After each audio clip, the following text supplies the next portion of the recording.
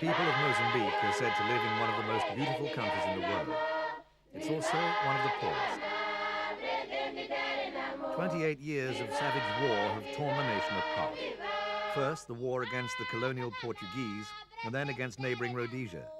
And now the civil war between the governing Frelimo party and the right-wing Renamo group, or Mozambique National Resistance Movement. Trained in guerrilla warfare, Renamo soldiers have conquered large parts of the country formerly held by the Frelimo government. Liberated villagers, once victims of Marxist Frelimo-enforced nationalization policies, are returning to traditional lifestyles. Rudimentary agriculture has returned, but the medical facilities are very poor. Soldiers have either stolen supplies or wounded civilians have needed them. This clinic can only dispense aspirin. Once Renamo troops conquer a region, its population is re-educated and taught the party's political goals. Renamo says it wants a free election, a multi-party democracy, and an end to communism. It also promises to restore freedom of religion.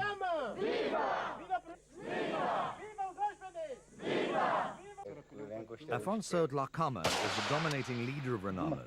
Some compare him to Pol Pot, accusing his troops of cutting off noses and ears to terrorize Mozambicans into accepting his authority.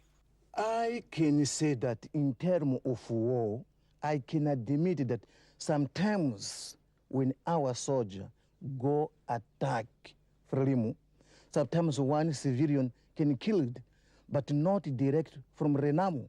Can say that it is one people that is in media where Frelimo fire and Renamo fire. One or two people can die, but what Renamo cannot do is to planning to send our soldier to killing civilians. Also, if sometimes one soldier of Renamo can abuse population, immediate we punishing, because we are supporting, we must respect human rights, must respect our fathers, people of Mozambique. Reports of mutilations are commonplace. In tribal Mozambique, soldiers fighting for both Renamo and Frelimo are blamed for wounding hundreds of thousands of innocent civilians. John Muloseni says that Frelimo soldiers hacked off his hand with a machete after accusing him of supporting their hated enemy. Then the Frelimo authorities had found out that I have some children in the Renamo army, and then they suspected me of being a Renamo assistant. And then they got me and cut off my arm.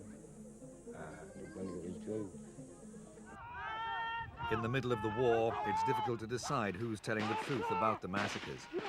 The blame may also lie with troops from South Africa and Zimbabwe, two of the many countries which have had roles in the fighting.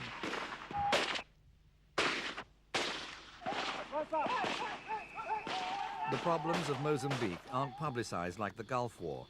Much of the devastation caused by the Southern African nation's politics remain a mystery. But the people don't have much choice. To them, war is part of their everyday life.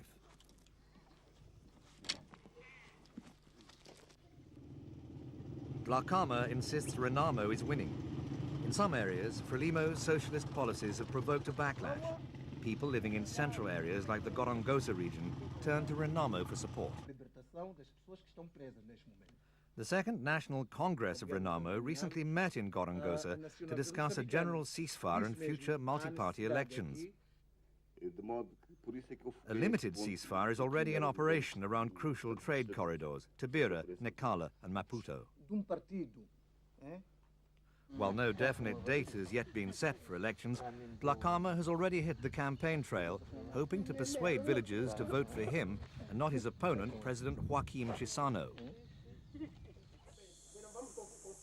Life in some parts of the country is bearable. But in most areas, the situation is desperate. Famine and violence have forced more than 1 million people to flee.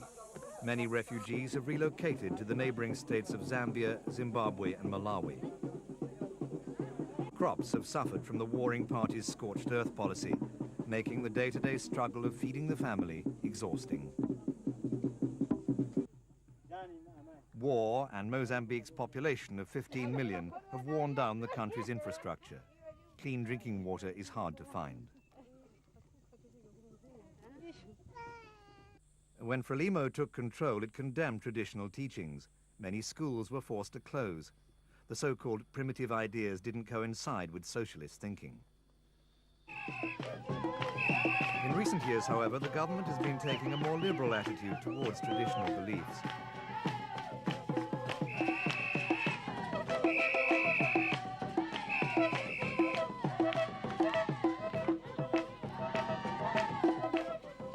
Utter war weariness and famine have forced Renamo and Frelimo into a series of peace talks now taking place in Rome. External pressures from the international community have forced the government to accept many of its demands, and it's given up one-party rule. This has removed the Renamo guerrilla chief's main political platform. Observers say President Chissano is likely to win the election.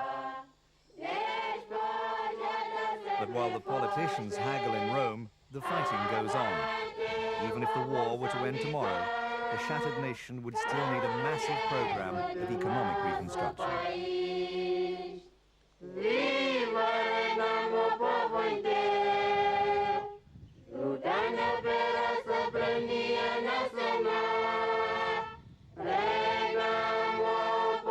Moçambique.